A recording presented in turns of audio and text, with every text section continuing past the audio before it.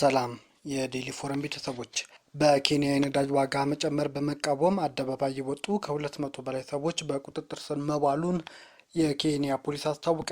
የኬንያ ፖሊስ የነዳጅ ዋጋ መጨመርን በመቃወም አደባባይ ከወጡ ሰዎች መካከል 200 በላይ የሚሆኑ ሰዎችን በቁጥጥር ስር አውያለሁ ብሏል። የናይሮቢ ከተማ ፖሊስ አዛዥ ኢሳም መሐመድ በመላ ሀገሪቱ የተጠራን የትራንስፖርት ማቆም አድማን ተከትሎ ለተቃውሞ አደባባይ ከወጡ ሰዎች መካከል 225ቱን በቁጥጥር ስር ውለዋል ብለዋል። በኬንያ ሰኞ ግንቦት 10 ከፍተኛ የነዳጅ ጭማሪ በመቃወም በመላ ሀገሪቱ የመጓጓዣ አገልግሎት ሰጪ ስራ አቁመው ውለዋል። በናይሮቢና በዋና ዋና ከተሞች የአውቶቡስ የሞተር ሳይክልና ሚኒባስ ትራንስፖርት አገልግሎቶች በመቋረጡ ተጠቃሚዎች ረጅም ርቀት በእግራቸው ለመጓዝ ተገደዋል። በአንዳንድ አካባቢዎች ተቃዋሚ ሰልፈኞች መንገድ ዘግተው ጎማ ሲያቃጥሉም ነው የዋሉት። ፖሊስ መንገዶቹን ለመክፈት በሚሞክርበት ወቅት ከተቃዋሚ ሰልፈኞች ጋር የተጋጨ ሲሆን ለመበተን አስለቃሽ ጋዝ ተጠቅሟልም። የናይሮቢ ፖሊስ አዛዥ 5 የፖሊስና 1 የግለሰብ መኪኖች በሰልፈኞች መውደማቸውን ነው የገለጹት። እስካሁን ድረስ በተቃውሞ ሰልፉ ምክንያት የሞተ ሰው ስለመኖሩ የተነገረ ነገር የለም። ባለፈው ሳምንት የኬንያ ኢነርጂና ፔትሮሊየም ቁጥጥር ባለስልጣን በመካከለኛው ምስራቅ ያለውን ውጥረት በመጥቀስ ከፍተኛ የዋጋ ጭማሪ ይፋ ካደረገ በኋላ ነው የተቃውሞ ቅስቀሳ የተጀመረው። የትራንስፖርት አገልግሎቶች አቅራቢያዎች በተለይ ደግሞ የህዝብ ማመላለሻ ባለንብረቶችና አሽከርካሪዎች የዋጋ ጭማሪው ለመስራት አስቸጋሪ እንዳደረገባቸው ገልጸዋል። በተቃውሞ ምክንያት በርካታ የረዥም ርቀት ተጓዥ አውቶቡሶች ጉዟቸውን በመሰረዛቸው የተነሳ መንገደኞች ተስተጓጉለዋል። በኬንያ በነበረው የህዝብ ትራንስፖርት አገልግሎት አቅራቢያዎች ተቃውሞ የተነሳው የትምህርት ቤቶች እንዲሁም የንግድ ተቋማት ተዘግተው ውለዋል። በሰኞው ቀን የሀገሪቱ ገንዘብ ሚኒስቴር ጆን ሙባዲም የዓለም አቀፍ ነዳጅ ዋጋ ንረት በመካከለኛው ምስራቅ ካለው ጦርነት ጋር እንደሚያያዝ ጠቅሰው ይህም በሀገሪቱ ለተከሰተው ጭማሪ ምክንያት መሆኑንም አስረድተዋል። የትራንስፖርት አገልግሎት አቅራቢዎችና የተሽከርካሪዎች ባለቤቶች መንግስት የነዳጅ ዋጋ እንዲቀንስ ቢጠይቁም እስካሁን ድረስ ይህ ነው የሚባል መግባባት ግን በሁለቱ መካከል አልተፈጠረም። አሜሪካ ለወታደራዊ እርምጃ ሐሰተኛ ምክንያቶችን እያደራጀች ነው ስትል ኩባ አስጠነቀቀች። የኩባ ውጭ ጉዳይ ሚኒስቴር አገራቸው የፍሎሪዳ ግዛትን ማጥቃት የሚችል ድሮን አግኝታለች የሚል ዘገባን ተከትሎ አሜሪካ ወታደራዊ እርምጃ ለመውሰድ ሐሰተኛ ምክንያቶች እያደራጀች ነው ሲሉም ከሰዋል። ቡርኖ ሮድሪጌዝ የአሜሪካ የዜና ድረገጽ አክሲዮስ ዘገባን ተከትሎ ሃቫናም አትፈራም እንዲሁም ጦርነት አትፈልግምም ሲሉም አስታውቀዋል። አክሲዮስ ሚስጥራዊ የደህንነት መረጃዎችን ጠቅሶም ኩባ በአቅራቢያዋ የሚገኙ የአሜሪካ ኢላማዎችን ማጥቃት የሚችሉ 300 ድሮኖችን ታጥቃለች ሲልም ዘግቧል። አሜሪካ ኩባን ለስምምነት እንድትጠቀም ለማስገደድ በሚል ወደ ግዛቷ የሚሄዱትን ነዳጅ ካገደች በኋላ ሀገሪቱ ከፍተኛ የነዳጅ እጥረት ገጥሟታል። የአሜሪካው ፕሬዝዳንት የኩባ ኮሚኒስት አመራሮች የቬኔዙዌላ ፕሬዝዳንት ማዱሮ ለመያዝ የወሰዱት ወታደራዊ እርምጃ አይነት እንደሚጠብቃቸውም አስጠንቅቀው ነበር። ኩባ ድሮኖቹን በመጠቀም በካሪቢያን ደሴት ላይ የሚገኘውን የአሜሪካ ወታደራዊ የጦር ሰፈር ጓንታናሞ ቤይን እንዲሁም የባህር ኃይል መርከቦችና ፍሎሪዳ ከተማ የማጥቃት ፍላጎት እንዳላት አክሲዮስ እሁድ ዕለት ዘግቦ ነበር። ዘገባው የአሜሪካ የደህንነት ባለስልጣናት ጠቅሶ የኢራን ወታደራዊ አማካሪዎች በሀቫና ይገኛሉ ያሉ ሲሆን ይህም ለአሜሪካ ወታደራዊ ጣልቃ ገብነት ሰበብ ሊሆን ይችላልም ተብሏል።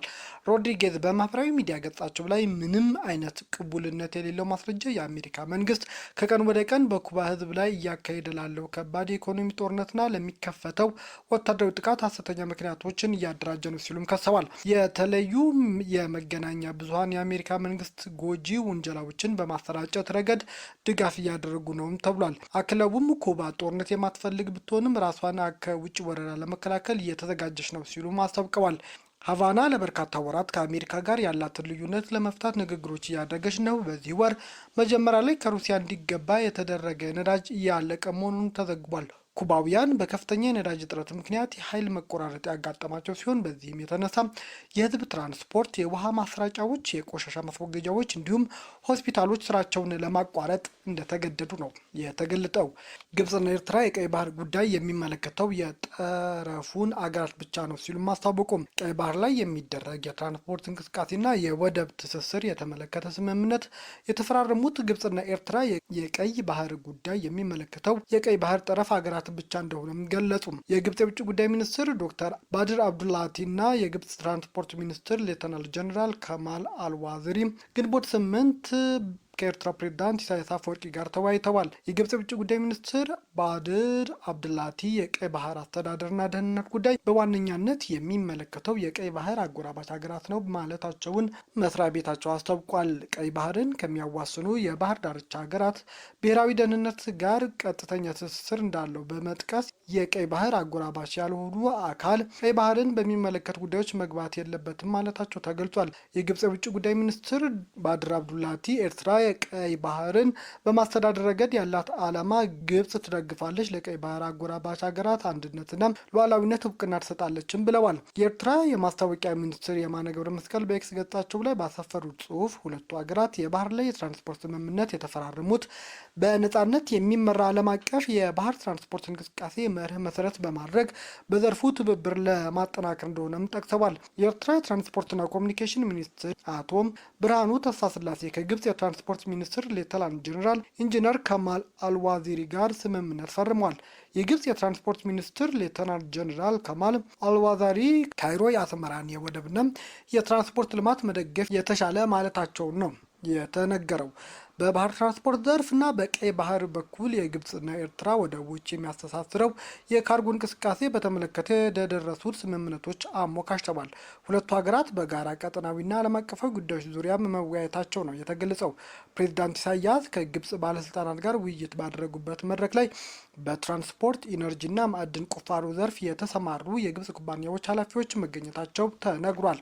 የኤርትራ የማስታወቂያ ሚኒስትር የማነ ገብረ መስቀል በኤክስ ገጻቸው ላይ በሁለቱ ሀገራት ባለስልጣኖች መካከል የተደረጉ ውይይቶች የጋራ ጠቀሜታ ባላቸው ቀጠናዊና ዓለም አቀፍ ጉዳዮች ዙሪያ ሁሉን አቀፍ የሁለትዮሽ ትስስር ማሳደግን የተመለከቱ ናቸው ብለዋል። ፕሬዚዳንት ኢሳያስ በኤርትራና ግብጽ መካከል ሁሉን አቀፍ ትስስር ማጠናከር ለሁለቱም ሀገራት ዜጎች የጋራ ጥቅም የሚያስከብር መሆኑን አስምረውበታል። ኤርትራ ከግብጽ የንግድ ተቋማት ጋር የጋራ ፕሮጀክት ላይ ለመሳተፍ ዝግጁ መሆኗንም ተጠቅሷል። ከኤርትራና ከግብጽ በኩል የወጡ መግለጫዎች የካይሮ ባለስልጣናት ጉብኝት የሁለቱ ሀገራት የወንድማማችነት ትስስርና ትብብር ማሳያ ነው ሲሉም ጠቅሰዋል። ሁለቱ ሀገራት የንግድና የምጣኔ ሀብት ትስስር ማጠናከር እንደሚሹም ተነግሯል።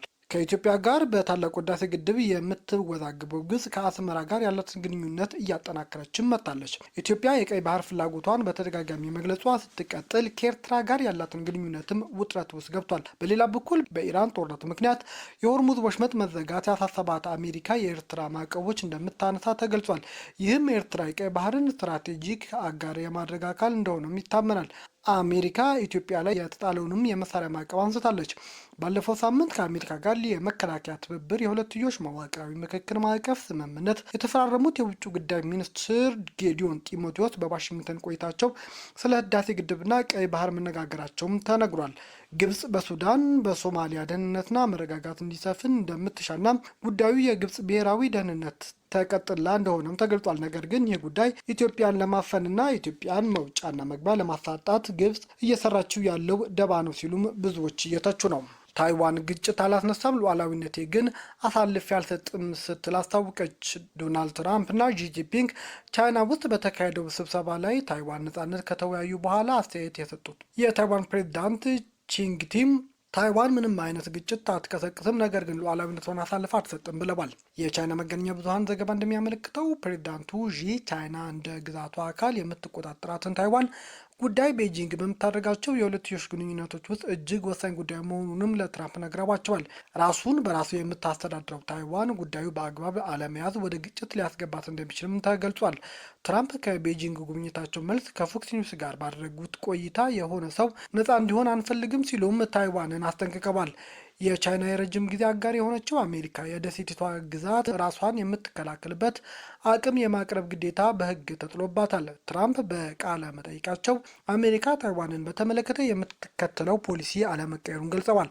ከቻይና ጋር ግጭት ውስጥ መግባት እንደማይፈልጉም ነው ትራምፕ በግልጽ ያሳወቁት። ፕሬዚዳንት ዢ በታይዋን ጉዳይ እጅግ ጠንካራ ስሜት እንደታየባቸው ለጋዜጠኞች የተናገሩት ትራምፕ እርሳቸው ግን በሁለቱ በኩል ምንም ቃል እንዳልገቡ አስታውቀዋል። የአሁኑ የታይዋን ፕሬዚዳንትና የቀድሞ መሪም ሳይ ኢንግ ዌን መንግስታት ለዓመታት የተከተሉት አቋም ታይዋን እንደ ሉዓላዊ ግዛት ስለምትቆጥር በመደበኛ ሁኔታ ነጻነታቸውን ማወጅ አያስፈልግምም የሚልም ነበር።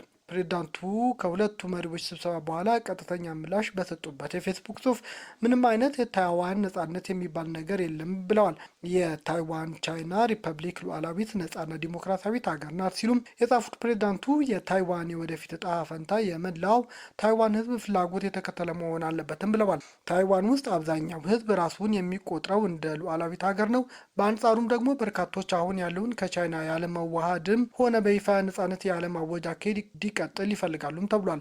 ቤጂንግ በታይዋን ፕሬዚዳንት ላይ ደስተኛ እንዳልሆነች በግልጽ አሳይታለች። ፕሬዚዳንቱ ችግር ፈጣሪ ስትልም ቻይና ጠርተዋለች። ፕሬዚዳንቱ ፌስቡክ ላይ ባሰፈሩት ጽሑፍ ታይዋን አትተኩስም፣ ግጭቶች እንዲባባስም አታድርግም፣ ነገር ግን በግፊት ምክንያት ብሔራዊ ሉዓላዊነቷን ክብሯን እንዲሁም ዲሞክራሲያዊና ነጻነቷን አሳልፋ አትሰጥም ሲሉም ተናግረዋል። በኬንያ የነዳጅ ዋጋ ላይ ከፍተኛ ጭማሪ መድረጉን የተቃውሞ አሽከርካሪዎች ስራ ማቆማቸው ነው የተሰማው። በኬንያ ናይሮቢ ዋና ከተማ መንገዶች እንቅስቃሴ አልባ ሆነው ያረፈዱ ሲሆን የተወሰኑ መንገዶች በእግረኞች ከቦታ ቦታም ለመንቀሳቀስ እንደተገደዱ ነው የተነገረው። በሌሎች የሀገሪቱ ክፍሎች የትራንስፖርት አገልግሎት በመቋረጥ ስራ መስተጓጉሉ ተሰምቷል። በዋና ከተማ ናይሮቢ የንግድ ሱቆች የተዘጉ ሲሆን ተማሪዎች ወደ ትምህርት ቤት እንዳይሄዱም ተደርጓል። የመንግስት የዋጋ ጭማሪ የተቃወሙ ሰዎች መንገዶችን በድንጋይ በመዝጋት ጎማዎችን እያቃጠሉ ነው ተቃውሟቸውን ያሰሙት። ኬንያ ነዳጅ የምታስገባው ከባህረ ሰላጤው ሀገራት በመሆኑ አሜሪካና እስራኤል በኢራን ላይ ጦርነት ከከፈቱ በኋላ አቅርቦት ተስተጓጉሏል። ምንም እንኳን በአሜሪካና በኢራን መካከል የተኩስ አቁም ቢደርስም የዓለም 1/5 የሆነው ነዳጅ የሚተላለፍበት ሆርሙዝ አሁንም እንደተዘጋ ነው። በኬንያ ዋና መዲና ናይሮቢ እና በሌሎች አካባቢዎች ፖሊስ ለተቃውሞ አደባባይ ከወጡ ሰልፈኞች ጋር መጋጨቱና ለመበተን አስለቃሽ ጭስ መጠቀሙን ነው የተሰማው። ከተቃዋሚዎች ፊት ፖሊስ የደህንነትና የጸጥታ በሚመለከት ዝግጁ መሆኑና ተቃዋሚዎች ሌላውን የህብረተሰብ ክፍል ከሚያውኩ ተግባር እንዲቆጠቡም እያስጠነቀቀ ታይቷል። የአሽከርካሪዎችና ተሽከርካሪዎች ማህበራት ቀደም ሲል የግል አሽከርካሪዎች፣ የህዝብ ማመላለሻ አውቶቡሶችና የጭነት መኪኖች አሽከርካሪዎች ጨምሮ ሁሉም የተሽከርካሪ ተጠቃሚዎች አድማውን እንዲቀላቀሉና እንቅስቃሴ እንዲቆሙም ተጠይቀው ነበር። ይሁን እንጂ ለትራንስፖርት አገልግሎት ሰጪ ብቻ ሳይሆን ለእያንዳንዱ የኬንያ ዜጋ ጭምር ነው ሲል የትራንስፖርት ሴክተር አሊያንስ ቲኤስኤ በሰጠው መግለጫ አስታውቋል።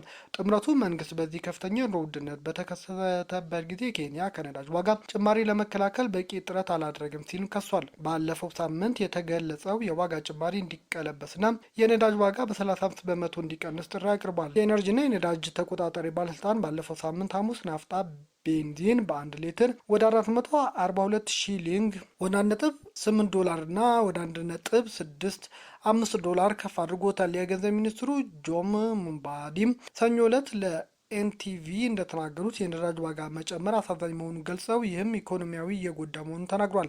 ይሁን እንጂ ተቃውሞውን ፈጽሞ አላስፈላጊ ሲሉም ጠርተውታል። መንግስት ከስሜት ይልቅ በመረጃ ላይ የተመሰረተ ውሳኔዎች ብቻ እንደሚያደርግም ነው የተናገሩት። ቤተሰቦቻችን ዜናዎቻችን ከወደዳችሁት ላይክ አድርጉ፣ ለሌሎች ተደራሽ እንደሆኑም ሼር አድርጉም። አዲስ የሆናችሁ ደግሞ ሰብስክራይብ በማድረግ ቤተሰብ ይሁኑ። ሰናይ ጊዜ